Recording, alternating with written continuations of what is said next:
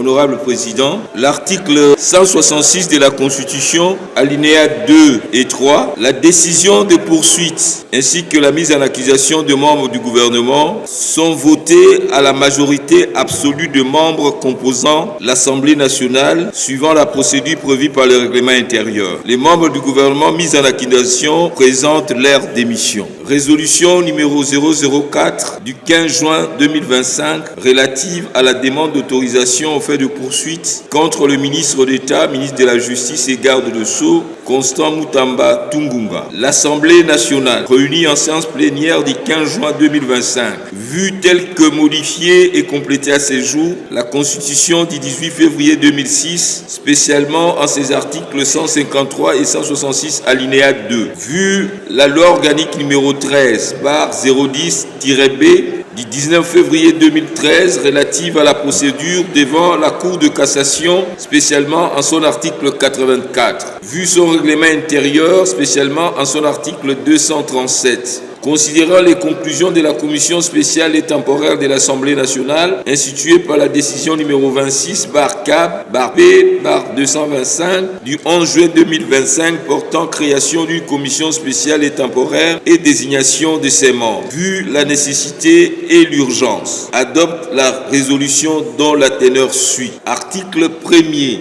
Il est autorisé la demande au fait de poursuite introduite par le procureur général après la Cour de cassation contre les ministres d'État, ministre de la Justice et garde de Sceaux, Constant Mutamba Tungunga. Article 2. Mise aux voix. La présente résolution, consécutive au vote, a été adoptée par l'Assemblée plénière d'après les résultats des votes ci-après. Sur 363 députés qui ont pris part au vote, 322 ont voté pour, 29 ont voté contre et 12 ont voté abstention. Article 3. La présente résolution entre en vigueur à la date de son adoption par l'Assemblée plénière de l'Assemblée nationale, faite à Kinshasa le 15 juin 2025. Vital Kamerhe, loi Kanyingini Kingi. Je vous remercie.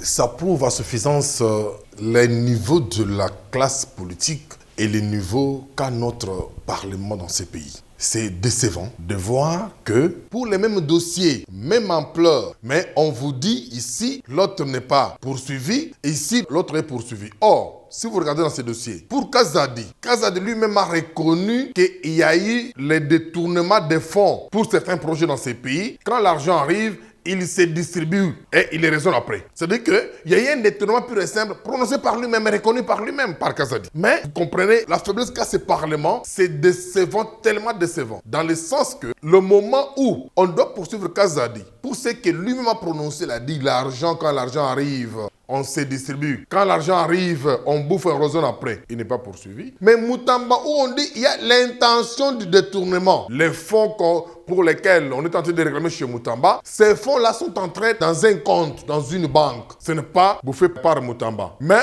on dit non, il doit être poursuivi pour les intentions. Mais la personne qui a détourné, on ne les poursuit pas. C'est une faiblesse du Parlement. Les forces armées de la République démocratique du Congo ont suivi, comme tout le monde, l'information faisant état de 318 personnes tuées dans la nuit de samedi 14 à dimanche 15 juin 2025 dans le territoire des Moba, province du Tanganyika. À ce sujet, les forces armées de la République démocratique du Congo portent à la connaissance de l'opinion nationale et internationale qu'aucun massacre d'une telle ampleur n'a eu lieu dans la nuit du 14 au 15 juin 2025 dans le territoire des Moba. L'information sur les prétendues 318 personnes tuées, rendue publique sans vérification préalable, est fausse et dénuée de tout fondement. En effet, faisant les bilans sécuritaires du territoire, la société civile locale a plutôt stigmatisé l'activisme du groupe armé Mutono, à la base d'une dizaine de morts depuis 2024 au groupement Maseba dans la chefferie de Kansabala en territoire des Moba, sous l'impulsion du gouverneur de la province du Tanganyika. L'administrateur de Moba a réussi à gérer la situation avec sagesse et professionnalisme. Les forces armées de la République démocratique du Congo demandent à l'opinion de ne pas céder à la désinformation, la manipulation et l'intoxication véhiculée par les personnes mal intentionnées dans le but de nuire à leur crédibilité. Elle dénonce également la récupération de cette fausse information à des fins politiques et propagandistes.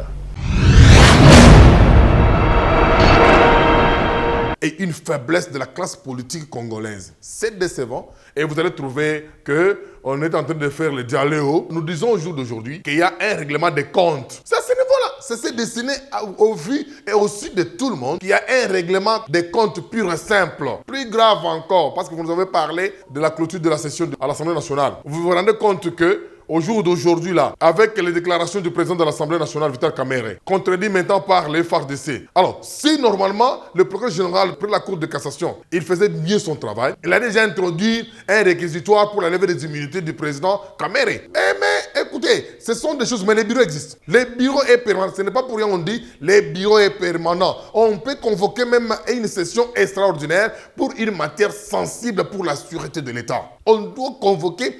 La loi le dit, la Constitution le dit. On peut convoquer une session parlementaire pour une matière trop sensible. Quand le président de l'Assemblée nationale, Vital Kamerhe, vous dit il y a eu massacre de 318 personnes, on devrait décréter un deuil national. Et là, ça passe comme ça.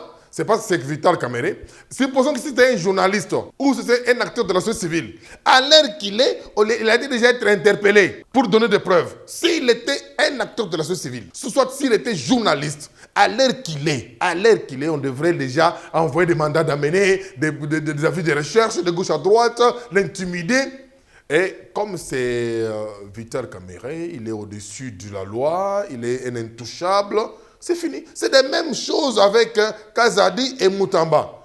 Kazadi, il est intouchable, il a détourné, il n'est pas poursuivi. Moutamba, il a l'intention de détourner, il est poursuivi. C'est une faiblesse pure et simple et c'est décevant de dire que nous sommes dans un pays d'un état de droit.